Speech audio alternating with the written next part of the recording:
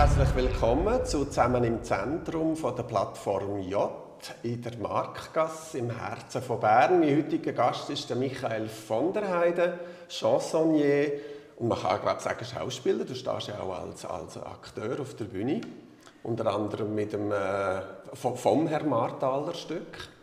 Genau. Aber jetzt bist du da, weil du dein neues Album vorstellst, und zwar in der Mühle-Hunziken am 12. Juni.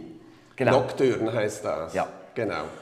Und die neue Single, das hoffe ich, sage ich es richtig, «Emmène-moi». Perfekt. Perfekt, Peter. ja. Perfekt. Was heisst «Nimm mich mit»? Nimm mich mit. Ja, Ja. mit ist wichtig. Genau, mit ist wichtig. Genau. In dem Lied ist jetzt das wichtig, ja. Und das gibt es schon in einer anderen Version, stimmt das? Ja, es gibt noch einen Remix, einen Caracas-Mix. Genau, also für einen Sommerhit. Für den Sommer, Genau. ja. Auf jeden Fall ein sehr schönes Album. Es ist auch das erste dreisprachige, oder? Wo du in 3 Sprachen singst. Ja, also gut, es ist eben das erste Mal, dass ich auf Englisch etwas aufgenommen habe. Also es hat ein Duett mit der Yves Gallagher Ja, drauf. ich will sagen, ja. Und das ist ein Novum und wird sehr wahrscheinlich auch so bleiben.